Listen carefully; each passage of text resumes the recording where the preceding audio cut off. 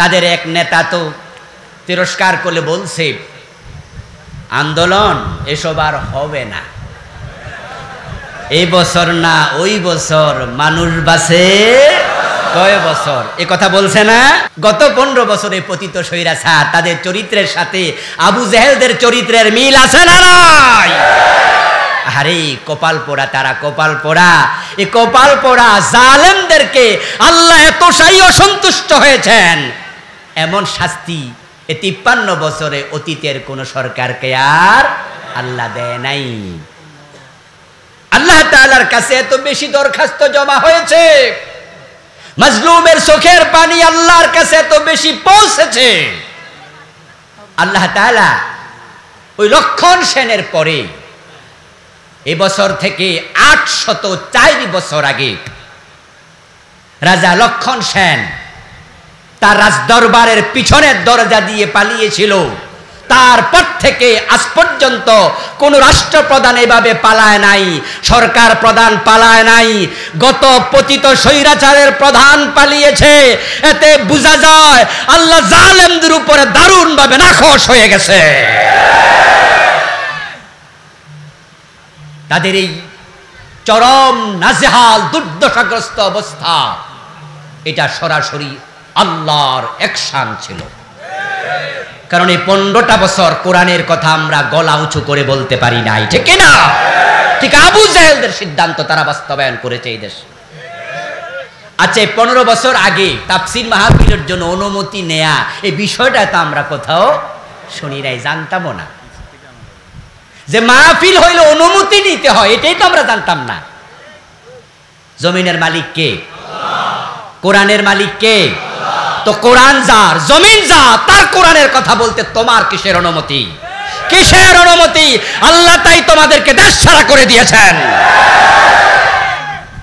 না হয় 5ই আগস্টের এই বিপ্লবে এই দেশের মানুষ এই শক্তিশালী সরকারকে পতন করেছে, এটা আমি মনে করি না। এটা এই দেশের মানুষ করে নাই, এটা সরাসরি আরশের মালিক করেছে।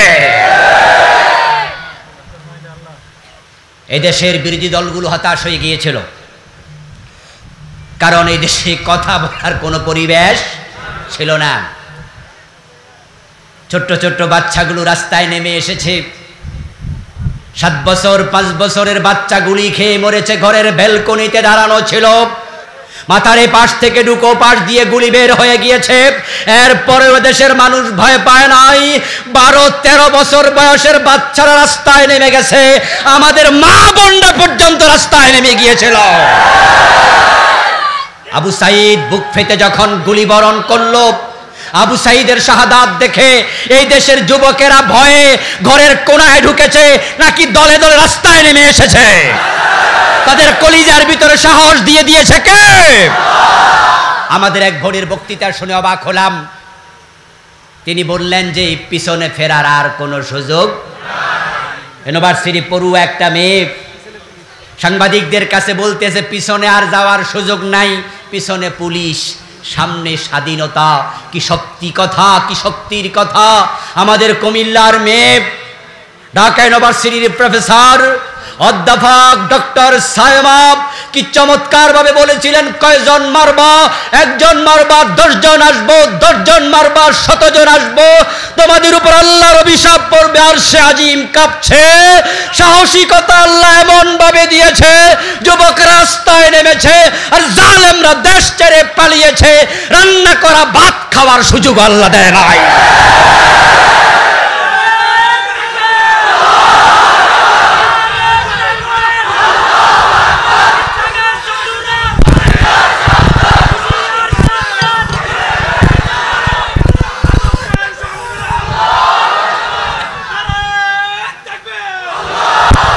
আমার প্রিয় ভাইরা, এটা যে আল্লাহর এক শান, তার আরো কিছু কথা বলি, নমুনা বলি।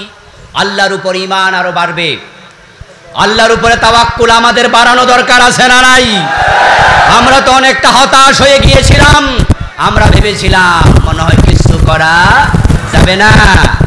মাতা নাসরুল্লাহ, মাতা নাসরুল্লাহ, আল্লাহ তোমার সাহায্য আর কোথায়? আমরা হতাশ হয়েছিলাম। এবং যারা ক্ষমতায় ছিল তারাও এতটা আত্মবিশ্বাসী হয়েছিল যে তাদের এক নেতা তো তিরস্কার করলে বলছে, আন্দোলন এসব আর হবে না, এই বছর না ওই বছর মানুষ বাঁচে কয় বছর, এ কথা বলছে না? এর মানে উনি বুঝালেন যে আসলে কোন আন্দোলন তোমরা করতে পারবা না, আমরা আছি, আমরাই থাকবো। এজন্য সরকার একটি ভিশন ঘোষণা করেছিল, ওই ভিশনটা ছিল ভিশন 2041, 2000, মনে আছে না নাই? মানে তারা বুঝেছে 41 সন পর্যন্ত তারা ক্ষমতা থেকে যাবে না, তারা থাকবে, আন্দোলনে দেশে হবে না। তারাও আত্মবিশ্বাসী হয়েছে, আমরাও হতাশ হয়ে গিয়েছিলাম। আমার আল্লাহ বলে না, সেটা না, ইন্না বাতশা রাব্বিকা লাশাদীদ ইন্নাহু লা ইফলিহুজ যালিমুন। আল্লাহ বলেন জালেমরা কখনো সফল হয় না, জালেমরা কখনো সফল হয় না। কথা কার?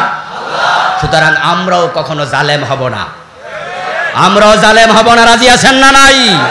ক্ষমতা পাইলে দেশের লোকরা জালেম হয়ে যায়, জালেম যদি আপনি হন আপনিও সফল হতে, আল্লাহর ঘোষণা, জালেম সফল হয় না। আল্লাহ বলে উমলি লাহুম ইন্না কাইদি মাতিন, আমি রশিতে ঢিল দেই, আমার কৌশল বড় শক্ত। আমার প্রিয় ভাইরা, এই ছোট্ট ছোট্ট ফোলাফানগুলো রাস্তায় নামলো। আচ্ছা, যখন 9 দফার দাবি চলছিল, আবু সাহিদ সহ 15 জুলাইয়ের পরে যখন কিছু বাংলার দামাল ছেলে শহীদ হলো, তখন 9 দফা কয় দফায় পরিণত হলো? ওই এক দফা ছিল কি? বাংলাদেশ সরকারের দেশ থেকে পালিয়ে যাওয়া না পদত্যাগ করা? আচ্ছা, আমরা কেউ কি কইছি তারা ফালাক? দেখেন, আমরা কিন্তু তারা ফালাইয়া যাক এটা কইও নাই, তাহলে এরা নিজেরা নিজেরা ফালাইছে, ঠিক কি না?